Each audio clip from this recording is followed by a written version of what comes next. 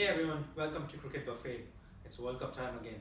And today we at Cricket Buffet have decided to make our predictions as to who we think would make the top four and our eventual winners. Dan will go first, followed by my predictions. So without any further ado, Dan, take it away. Yeah, thanks, John. I'm looking forward to this World Cup. My predictions are going a bit like a football formation. I've got a 4-4-2, Okay. four at the back, four in the midfield, and two up top. The four that are sort of discounting Pakistan, I think they'll be a bit too hot and cold for this tournament. Afghanistan and Bangladesh, I hope do well, but I can't see them making the top four. And Sri Lanka just don't have the team at the moment. The four in the middle that can make it or might not make it, I'm looking at Australia, New Zealand, South Africa and West Indies. Okay. And the top two that I think will definitely be finishing top four is India and England.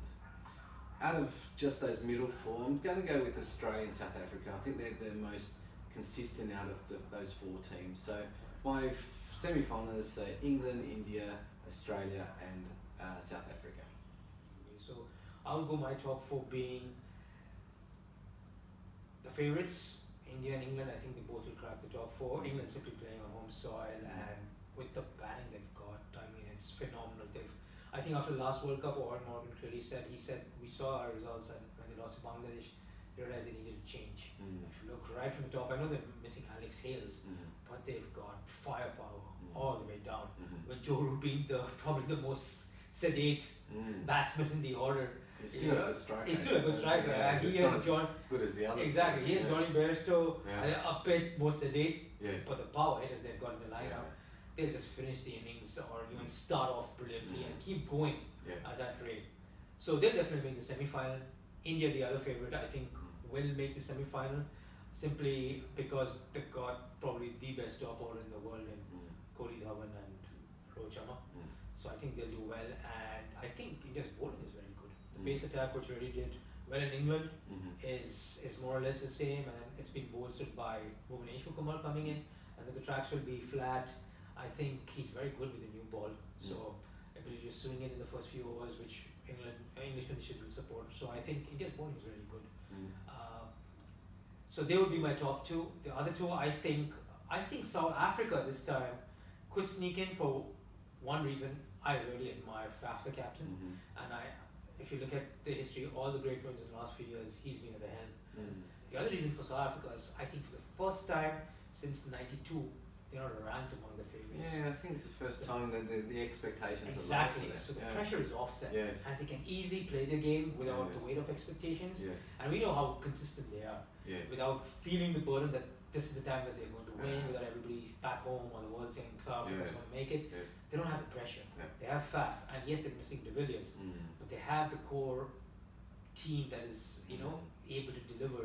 Yeah. And Rabada is Yeah. phenomenal. I think he'll be the leader in this World Cup rather Yeah. than Steyn. Yes. Steyn is on his last legs, but he'll give it one final crack at the Yeah, World Cup. absolutely. Yes. Amla needs to come good, but again, they have De Kock at the top. So Mm. I think they can sneak in, Mhm. and because no pressure, number one, and I think Faf would get them to the semi-final. So they'll be my third pick. Mhm. And the fourth pick, I'm going with the dark horse of the tournament, West Indies, because I just like what I see in recent times. For the first time, they've got such a balanced outfit. They have the big hitters at the top in Chris Gayle, and if they go with Evan Lewis, he's there. Then they got the stability in the middle order in Shea Hope and Darren Bravo, and even Jason Holder. And to tee off in the final overs, they got Siobhan Hetmeyer and Andrew Russell is back. So they got enough power to play the 50 overs and play it smartly. And the bowling this time, I am really stoked to see what they've got. They've got Kemar Roach, who's been around for a time. I really like what I see about O'Shea Thomas and Sheldon Cottrell, both young, big fast bowlers. They've got some pace around them. They get bounce. Sheldon Cottrell has the added advantage of being a left-hander, so they have the angle. So I'm really excited with their bowling also, and I actually think that West Indies will make the final. I'm not sure about either England or India, and here's why I don't think England will make the final, because though they have the makings of a very good team, and let's not forget about just the batting, the bowling. They have a few all-rounders: Jofra Archer, Stokes. If they want Wokes, they've got Moeen Ali. Yes. So they've got Tom Curran, who's also an all-rounder, and for me, the find of England in the bowling department in the last 2-3 years. So I think they've got a balanced team. But the thing with England, it's pressure. I think the history shows 3 finals, lost all three, right? And I don't think they do very well under pressure. The expectations from a home crowd, I think it'll get to them, and I see them making the semi-final, but I think that's where the World Cup will end. In face of pressure, I still think England has a way to go in terms of handling pressure. I see England bowing out in the semi-finals, and India, while I think they could still make it to the final, I don't see them winning either, simply because I think that the middle order is very weak. If the top order fails like it did in the World Cup semi-final of 2015, the rest of the team will just cave, right? So if you remove Kohli, Dhawan and Rohit Sharma, I think Kedar Yadav, he's an honest trier and he'll try, but I don't see him as a real bad match in important matches. Neither do I see Vijay Shankar as a bat who will deliver in a crunch match, and Dhoni isn't the player he was. So the middle order is very fragile.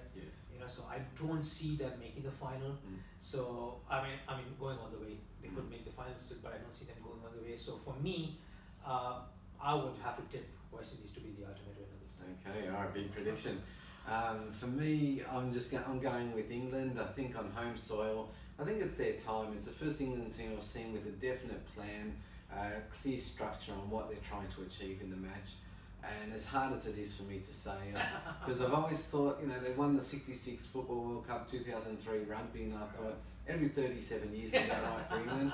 So I was thinking 2040 we won't have to see them again, but I'm thinking that they could do it this year, but I wouldn't mind being wrong at this time. Okay, so there you have it. That's our predictions for the World Cup. John's going with West Indies, I'm going with England. Really hope you can join us all throughout the World Cup. We'll have plenty of content on our website www.cricketbuffet.com, and we hope to see you all throughout the next 6 weeks. But for now, it's goodbye.